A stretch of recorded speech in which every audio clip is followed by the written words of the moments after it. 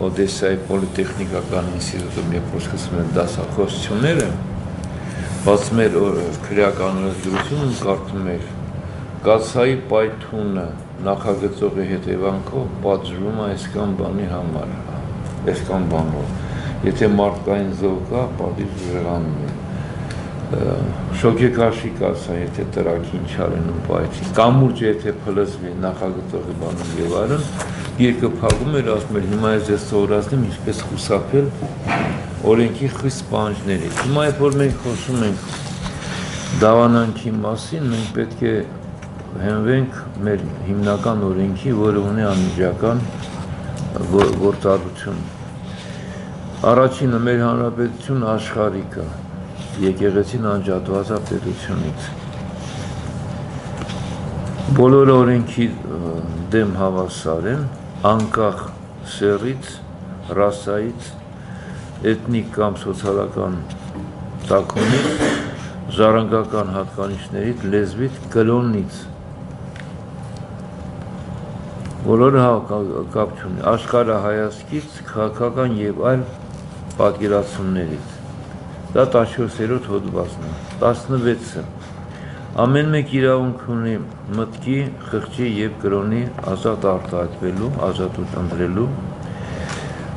Այդ ընտրության ազատությունը իր մեջ ներառում է ին կարող է փոխի դավանանքը, իր համոզմունքները, կարող է դա ինքը քարոզի, արտահայտի, տարբեր եղանակներով, ներառյալ կրոնական արարողությունները եւ այլ ինչ-որ սովորույթներ, ինչպես անհատական, այնպես էլ ուրիշ անձանց հետ համատեղ։ Ամեն մեկ իրավունք ունի իր հայացքը ազատ արտահայտի, իրավունք ունի ուրիշին հակելու, իր կարծիքը կիսելու կամ նրա կարծիքը փոխելու, իրավունք ունի գտնի, ստանա, տարածի տարբեր տեղեկություններ եւ գաղափարներ բոլոր միջոցներով, անկախ պետական սահմաններից։ Հիմա ասեք, եթե այս օրենքները գոյություն ունեն, աղանդերը կարող են Հայաստան մտնել ազատ։ Իհարկե հա, որտեղ սահմանը բաց է գաղափարների համար, դու կարող ես ցանկացած դավանանք կամ հայացք ունենալ, կարող ես ունենալ արարողակարգեր, որ անհատապես կամ խմբային իրագործես, կարող ես ստեղծել կազմակերպություն, գրանցել ու դառնալ իրավական անձ եւ այլն։ Մի կետ կա, որը իմաստավորում է մեր այսօրվա հավաքը, հետեւյալն է, դա 26-րդ հոդվածի երկրորդ մասն է։ Այդ բոլոր իրավունքները կարող են սահմանափակվել օրենքով, եթե դա պետք է հասարակական անվտանգության, առողջության, հասարակության բարոյականության կամ իրավունքների կամ ազատությունների խախտման դեպքում։ Դրա համար, եթե աղանդը, նոր հավատքը, նոր եկեղեցին բերում նրան, որ մարդիկ զրկվում են իրենց ազատություններից կամ դա ծառայում է պետության անվտանգությանը, օրենքի իրավունք է տալի դա արգելելու։ Եթե չէ, ուրեմն դուք ազատ եք, կարող է վաղը մի հատ կրոն հնարեք, ունենաք մի քանի 100 դավանորդներ, ստեղծել մի հատ ձեր վայրը ու դες ոչ ոք ոչ մի բան չի ասի։ Հիմա, եթե մենք փորձում ենք հասկանալ, իսկ ուր է հասարակությունը, մեր հազարամյա ավանդույթները, մեր քրիստոնյալիները կամ եւ այլն, մի մոռացեք, որ մենք մի քանի անգամ դավանափոխ ազգ ենք եղել մեր պատմության շրջանում։ Հայքի հավատումից մենք դարձել ենք հեթանոսական, ընդ որում զրադաշտական ենք դառել, Ուրարտուների ժամանակ ինչ-որ մի հատ այլ կրոն ենք դավանել, Տիգրանը բերեց զրադաշտությունը, մենք զրադաշտ դառանք, քրիստոնեություն եկավ, մենք դարձանք քրիստոնյա, 70 տարի կոմունիզմ ենք կառուցում, աթեիստ ազգ ենք դառել, հիմա մենք տարբեր հատվածներով տարբեր վերաբերմունք ունենք կրոնին եւ կրոնական ուրեմն աղանդներին։ Մեր հարցումը, որը մենք արել ենք տարիներ առաջ, միայն ամեն 10-րդ հարցվածն է, կյանքում գոնե տեսել մի անգամ ավետարանը։ Ես չեմ ասում ընթերցել կամ հասկանալ, որտեղ հասկանալ համար դա բավականին մեծ պատրաստված։ շատ անհանդուրժող են ոչ քրիստոնեական աղանդների դեմ, օրինակ Կրիշնայիդներին երբ որ ստեղ ոտնահատակ արեցին, իրանք անհետացան, գոնե հանրայնորեն հանրությունը կողմեր, որ դա մեզ բավականին նոտար է, քրիստոնեական աղանդերին ավելի փափուկ են վերաբերում, մոտավորապես 25%-ը գտնում են, որ դրա մեջ ոչ մի վատ բան չկա, կարևոր որ նրանք քրիստոնյա են եւ այլն եւ այլն։ Հիմա ինչ վերաբերում է տոտալիտար աղանդերին, երբ որ անհատը լիովին կլանվում, նրա ապրելակերպը լիովին վերահսկվում է այդ կազմակերպության կամ այդ համայնքի կողմից, այստեղ արդեն գործի է մտնում 26-րդ հոդվածի երկրորդ մասը։ Նա պատկերացրեք, դուք դառնում եք աղանդի անդամ, որ ասում է, որ սեփականությունը դա պղծություն է։ Դուք ազատվես սեփականությունից, դու սեփականություն ես ու դու տալիս ես, իսկ քո ժառանգորդները ուրեմն դատական գործ ա լինում, ուրեմն դու այնքան էլ ազատ ես տնօրինելու քո կարողությունները, հետո որ դու բոլորը տվեցիր քո համայնքին, դու ոնց ես ապրելու, դառնալ ես պետության նպաստավորը, դա էլ ինչ որ բավականին լուրջ խնդիր կա։ Երկրորդը, երեխաներին դպրոց չտալը։ Աղանդներ կան, որոնք գտնում ենք, որ աշխարհիկ կրթությունը պիղծադարձնում նրանց, հոգին խանգարում է, փորձում են երեխաներին դպրոց չտալ կամ տարբեր առիթներով աշխատում են, որ երեխան դպրոց չգնա։ Մեր մոտ ռուս աղանդավորների մոտ դա բավականին տարածված է, ինչ որ բավականին օրենք բան արեցին, իրան գոնե նախնական կրթությունը մինչև 6-րդ եւ 5-րդ դասարանը պարտավոր էին անցնել, հետո որ միջին ոչ լրիվ մտա 8-ը, երբ որ արդեն լրիվ միջնակարգն եղավ, արդեն կախված էր գյուղն ունի միջնակարգ դպրոցը ու դասան իրանք անցնում են, ուրեմն դա շատ կարևոր է։ Հիմա ինչ որը վերում է բարոյականությունը, դա բավականին վիճահարույց խնդիր է, ինչա նշանակում հասարակության բարքերը։ Եթե մենք ունենանք նյուդիստների կրոն, որը արգելի մեզ հախուստ հագնել, մենք դուրս գանք մեր, ով կարող է մեր դեմ խոսի,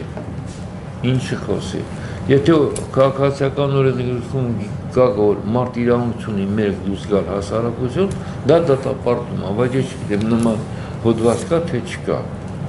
Վերջին հաշվով նյուդիստները կարողացան գոնե ծովափնյա տարածքներում ունենալ հատուկ տարածքներ, որտեղ կարող են լրիվ մեր լինել եւ կանայք եւ տղամարդիկ եւ երեխաները եւ թքած ունեն լույսների կարծիքի վրա։ Ուրեմն ինչ որ բաներ կա, որ կարողանում ենք մենք առաջ շարժել, բայց այն դեպքերը, որ մենք տեսնում ենք Հայաստանի մեր ուշացրող գործընկերը ավելի քաջատեղակյաց, միայն մի քանիսը գիտեն, որ առաջվել է իմ ծանոթների հետ, դա ինքնասպանություններն են, ծնողների իրավունքների մերժումն է, իմ հայրը նա է, դուք իմ ծնողները չեք, ես պիտի գնամ նրա հետ միավորվեմ, Եգովայի վկաների բավականին մոտ տարածված բան է, եւ որքան շուտ միավորվեմ իմ հոգեվոր հոր հետ, ես անգամ ավելի կլինեմ երջանիկ դրանք, եւ ինքնասպանությունը դառնում է ոնց որ թե բնական ելք, այս մեղսավոր զգայական տրփանքներով տառապող ոլորտից խուսափել գնալ հոգեվոր մաքրությանը։ Ընդ որում մի մոռացեք, որ բնակչության մոտ 10%-ը ունի հոգեկան խանգարումներ ի ծնե։ Այդ 10-ից մենակ ամեն մի տոկոսն է դառնում հոգեկան խանգարում ունեցող, եթե նա անբարենպաստ պայմաններում է գտնվում։ 9 ունենում են յուրահատուկ վարքագիծ եւ դրանց ժառանգական շեղումներով վադաստիարակությամբ կարող են օգտվել նման աղանդները, երբ որ իրենց ներգրավում են պարանոիկներին, շիզոիդներին, որոնք իրենց միջով վերջ կարող են ծառայել իրենց հոգևոր հորը կամ հովիվին եւ այլն, ամեն ինչ վերաբերել, ամեն ինչ բոլոր բաները, արգելքները բարոյական մարդկային ուրեմն իրանք կարող են հանել եւ դրանով իբր կազմեն կարողանան հասնել ազատության։ Հիմա խոսքը գնում է մեր ավանդական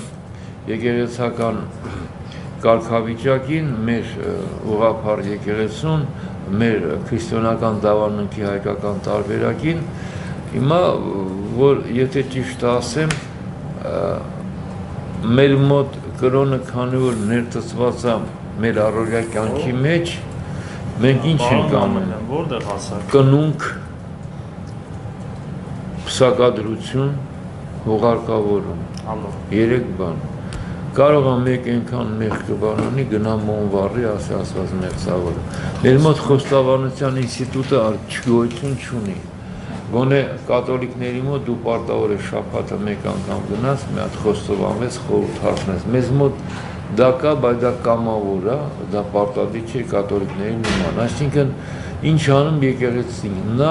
սպասարկում է մեր առօրյա կյանքի այն դրվագները, որոնք այն կամ այն կերպով ունեն կրոնական բովանդակություն։ Առավելս դա չի անում։ Քարոզը ոչ ոք չի գնում քարոզ լսելու, որ դառնա ավելի բարոյական, ավելի մաքուր, հոգին պղտությունից ազատի եւ այլն։ Ես չգիտեմ որքանով եք դուք եկեղեցիում քարոզ լսել, դա այն տարական, ավետարանական պատգամներից եկող բարոյական բաները, որ մենք բոլորս գիտենք, ուղղակի մի անգամ դրան լսում ենք։ Ու կան որոշ կրոնական բաներ, ցեսե դա մերելոցնա տարբեր կրոնական տոներն են, զատիկն են եւ այլն, դրանով մենք սահմանափակում ենք մեր առնչությունը կրոնի եւ եկեղեցու հետ։ Թեպետ նրա հիմնական առաքելությունը մեծ պահի բարոյական բարձր ստանդարտների շրջանակում մենք կարողանանք ապրել մարդավարի, այլ ոչ թե շնավարի,